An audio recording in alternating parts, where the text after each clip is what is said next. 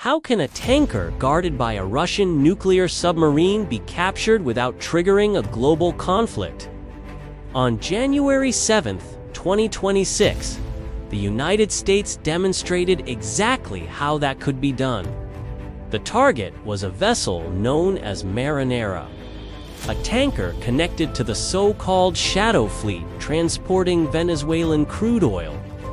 The ship had attempted to hide its identity by repainting its hull and flying a Russian flag. Beneath the ocean, it was reportedly protected by a Russian attack submarine. Russia attempted to prevent the U.S. Coast Guard from intercepting the vessel, but a coordinated operation involving American, British, and European air power quickly shifted the balance. Maritime patrol aircraft and Seahawk helicopters began deploying sonobuoys, forming an underwater detection grid that exposed the submarine's movements. With the threat contained, the Coast Guard cutter Monroe moved in to take control of the tanker. Here is the full story of how the operation unfolded. On the morning of January 7, 2026, in the North Atlantic Ocean, a geopolitical confrontation escalated into a real military operation. The United States had imposed a strict blockade against Venezuelan oil exports. Russia publicly declared protection over some of these shipments, creating a direct challenge. This incident was tied to the growing issue of the Shadow Fleet, a network of aging tankers used by countries like Russia, Iran, and Venezuela to secretly move oil and avoid international sanctions. The ship at the center of the crisis had originally been known as Bella One, a 15-year-old tanker. American intelligence identified it as part of this Shadow Fleet. In December 2025, the vessel attempted to bypass the U.S. blockade near the Venezuelan coast in order to load crude oil. When U.S. Coast Guard forces attempted to stop the ship in the Caribbean Sea, the captain refused to comply. Instead, the crew shut down the ship's eyes transponder, effectively making the tanker invisible to normal tracking systems. The ship then fled into the open Atlantic, beginning a dramatic pursuit spanning roughly 4,000 miles. During the long journey across the Atlantic, the crew tried to make the tanker legally untouchable. They repainted the ship, renamed it Marinara, and raised the Russian flag. At the same time, Moscow officially added the vessel to the Russian Maritime Registry. This meant that any attack against the tanker could potentially be interpreted as an attack against Russia itself. As the ship approached the waters between Iceland and the United Kingdom, the situation escalated even further. Intelligence sources indicated that Russia had dispatched an attack submarine, possibly a Yasin-class or a Kula-class, to escort the tanker. The submarine's mission was simple: ensure the ship's safety. This created a powerful deterrent. A Coast Guard cutter is not equipped to directly confront a nuclear submarine. Russian naval vessels were also reportedly operating nearby, forming an additional defensive layer. U.S. commanders now faced a dangerous challenge.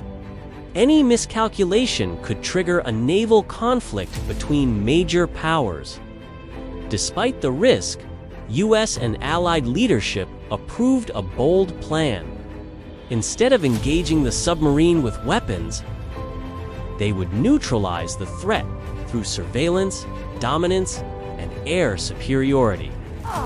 The pursuit was led on the surface by the USCGC Monroe, a Legend-class cutter that had tracked the tanker through weeks of rough Atlantic weather. Before boarding the vessel, however, the submarine had to be contained. American and British P-8 Poseidon maritime patrol aircraft flooded the area.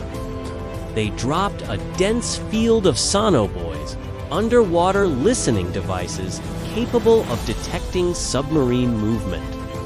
Meanwhile, KC-135 aerial refueling aircraft ensured that surveillance planes could remain airborne continuously. The Royal Air Force also joined the operation by deploying RC-135 Rivet Joint Reconnaissance aircraft, which intercepted and analyzed communications. By dawn on January 7th, the trap was complete. The submarine was effectively surrounded by surveillance systems. Any aggressive movement would immediately reveal its position and potentially lead to its destruction. With the underwater threat contained, the Coast Guard cutter Monroe finally moved into position. The Atlantic waters were too rough for traditional boarding boats, so the operation shifted to an airborne approach.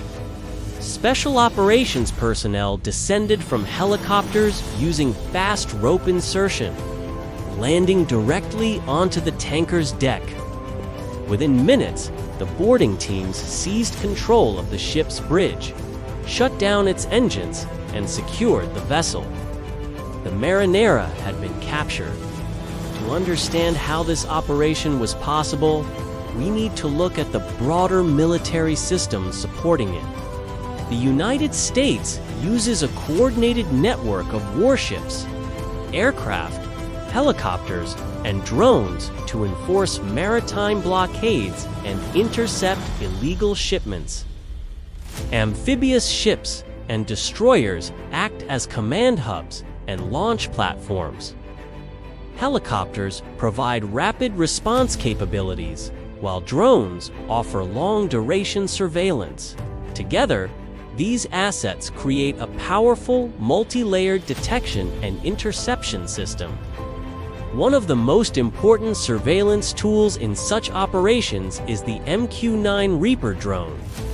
This remotely piloted aircraft can remain airborne for up to 24 hours, monitoring maritime activity using advanced sensors. It can track suspicious vessels and transmit real-time intelligence back to command centers or naval ships. In some cases, the Reaper can also carry precision-guided missiles. Another key asset is the MH-60 Seahawk helicopter. These helicopters launch from amphibious warships and begin their missions after intelligence analysts identify suspicious activity. The Seahawk can take off vertically from a ship's deck thanks to its folding rotor blades and compact structure. Once airborne, the helicopter uses radar, infrared sensors, and communication links to locate potential targets. The Seahawk can engage hostile vessels using a GM-11 for Hellfire missiles, which are designed to strike surface targets with high precision. It also carries powerful machine guns, including the GAU-16 50-caliber weapon, which can disable small, fast-moving boats.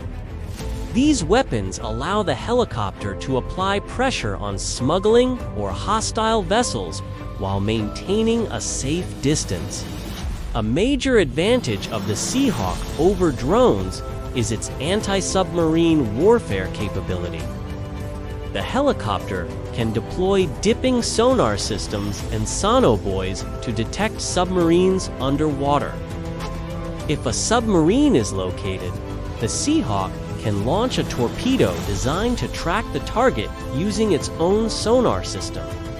In another scenario described in the video, U.S. forces tracked a high-speed smuggling boat operating in the Caribbean.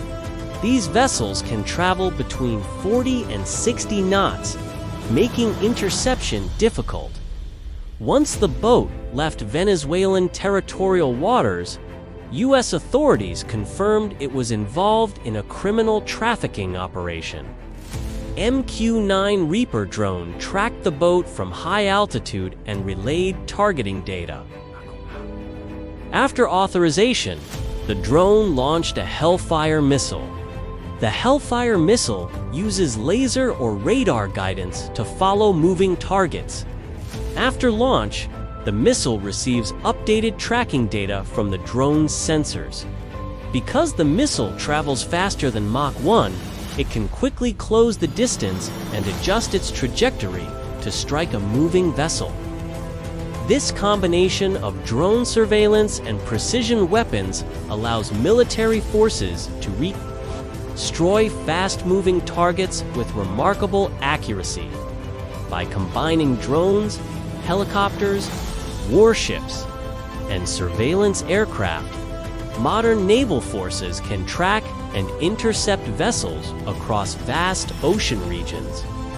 These integrated systems make it possible to monitor illegal maritime activity, enforce sanctions, and conduct complex operations without triggering full-scale conflict.